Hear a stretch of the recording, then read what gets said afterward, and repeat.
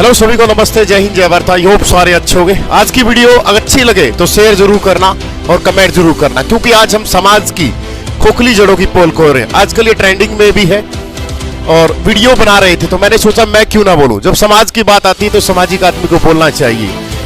दहेज प्रथा एक प्रथा नहीं है, एक व्यवस्था है, अमीर लोगों के द्वारा बनाई गई व्यवस्था, जिसमें वो लेन देन करते हैं, जिसकी देखा रेखी एक गरीब आदमी भी करता है और उसमें मारा जाता है।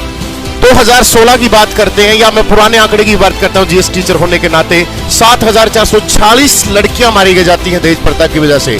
अगर आप डेली की एवरेज निकालोगे तो दहेज प्रथा की वजह से 21 लड़कियां डेली मारी जाती हैं। लेकिन उसका यह रीजन नहीं है कि वो लड़कियां जिम्मेवार नहीं है या उसका परिवार जिम्मेवार नहीं है, दोनों पहलू जिम्मेवार हैं, क्योंकि कुछ ना कुछ तो कमियां रही होंगी। दहेज नंबर 1, क्या लड़की योग्य थी? अगर योग्य थी तो वो आवाज उठा सकती थी कि मैं दहेज लेके नहीं जाऊंगी।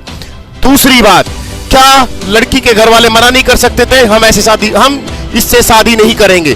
उसने कुछ न कुछ देख के, घर वालों ने देख के कुछ तय किया होगा कि ये जॉब पे है, इसके पास पैसा है, इसके पास जमीन है, इसके पास प्रॉपर्टी है, ये देख के अपने लालच में उससे शादी की थी, तब जाके दहेज दिया था। तीसरा पहलू, क्या उस इंसान के बैकग्राउंड के बारे में नहीं पता था कि वो ऐसा है कि ऐसे बिहेव करेगा, समाज में ऐसा होगा? तीसरी बात, फोर्थ बात, क्या लड़की इतनी योग्य नहीं थी? क्या वो आईआईटी का में या कहीं पर पीएचडी, कहीं पर स्कॉलर, कहीं पर एमएससी, कहीं पर स्टाफ नर्स, कहीं पर पुलिस में, कहीं पर भी आर्मी में, कहीं पर भी जॉब नहीं करती थी? अगर जॉब नहीं करती थी तो क्या वो इंडिपेंडेंट नहीं बन सकती थी? क्योंकि जब उसको पढ़ने के लिए भेजा गया तो वो गलत कामों में इन्वॉल्व हो गई। इसके लिए वो भी जिम्मेवार है, क्योंकि पढ़ी लिखी लड़कियां अपने आप को इंडिपेंडेंट घोषित करके अपनी मर्जी से शादी करती हैं और वो दी बेस्ट भी होता है, उसके लिए कोई मनाही नहीं, चाहे वो लव मैरिज हो चाहे अरेंज मैरिज हो। और वो अपने छाती ठोक के बोलेगी कि मैं दहेज नहीं लूंगी और मैं दहेज लेके नहीं जाऊंगी। अगली बात, फिफ्थ, लड़कियां हमेशा दिखावे के लिए दहेज लेके जाती हैं। मतलब अगला पॉइंट कि मांगते तो वो है ही है दिखावे के लिए, क्योंकि उसके पास और कुछ है ही नहीं। अगर उसके पास योग्यता होती, पढ़ी लिखी होती, पीएचडी होती या कुछ भी होती, चाहे गवर्नमेंट जॉब बेशक से ना हो, अगर उसमें कुछ दम होता कि वो तैयारी कर रही है, बहुत अच्छे उसके पास मार्क्स हैं, बहुत अच्छी मार्कशीट है, बहुत अच्छी डिग्री है, क्योंकि वो उसके पास योग्यता नहीं थी, इसलिए उसको दहेज के साथ धकेला गया है। अगला पॉइंट नंबर 6, क्या ये व्यवस्था अभी की बनी हुई है? आज से नहीं, 1960 में दहेज के प्रति एक नियम लाया गया था। तब भी लोगों ने सोचा था कि दहेज रुक जाएगा। दहेज नहीं रुकेगा, आने वाली पीढ़ियां इसका शिकार होंगी जब तक दिखावा नहीं होता रहेगा। दिखावे की भेंट में और बहुत सारे पहलुओं पर इन पर चर्चा होनी चाहिए खुल के, क्योंकि आज संसार में हमेशा से ही रहा है, जो पकलोल लोग होते हैं या जिनको कुछ नहीं होता, जिनको सामाजिक ताने बाने से कोई मतलब नहीं है, किसी भी तरीके से नंगा नाच करके अपना को फेमस करना, ऐसे लोगों की संख्या ज्यादा है। और जो चुप रहने वाले लोग हैं या जो सभ्य लोग हैं वो सामाजिक मुद्दों पर चुप रहते हैं, क्योंकि उनको पता है कि हम बोलेंगे तो वो लोग क्रिटिसाइज करेंगे। क्योंकि जब भी किसी इस देश में ऐसी व्यवस्थाएं रही हैं कि एक मौत पर ज्यादा लोग भीग जाते हैं, वहां पर देश की बड़ी बड़ी पार्टियों के लीडर चले जाते हैं, क्योंकि वहां पर वोट बैंक है।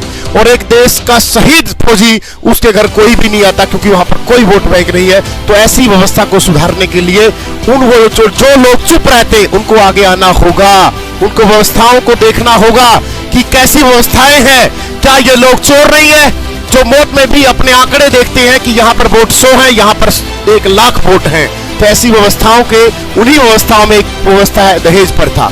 मुझे नहीं पता कि महेंद्रगढ़ में कौन था या किस तरीके से मामला चल रहा था, बट मैंने जैसे ही एक सर की वीडियो देखी, तो बीके सर की, तो मुझे लगा कि मैं भी बोलूं, क्योंकि हम क्यों ना बोले, क्योंकि हम भी टीचर्स हैं।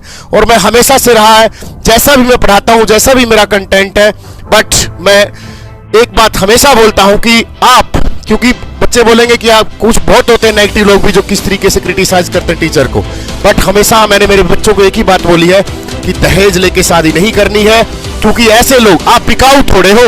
मुझे नहीं पता कि वो लड़कियां कैसे एडजस्ट कर लेती है, कैसे इंसान के पास जो उसके माँ बाप की गाड़ी कमाई के साथ एक गाड़ी में बैठा है उनके पैसों से, और उन्हीं के पैसों से सोने की चैन, उनको पता नहीं कैसे लड़कियां रह जाती हैं। मैं इसके लिए लड़कियों को 50% जिम्मेवार मानता हूं।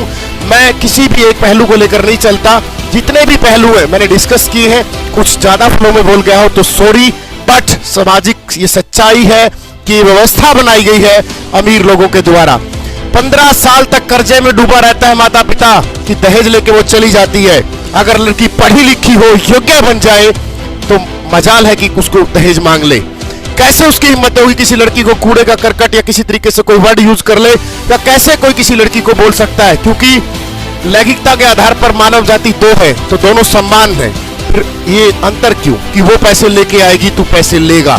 तो व्यवस्था आप बदलोगे, कोई और नहीं बदलेगा। इसके लिए आपको आगे आना होगा। ठीक है, इन्हीं बातों के साथ यहीं तक। वीडियो अच्छी लगी तो शेयर करना। जय हिंद, जय भारत।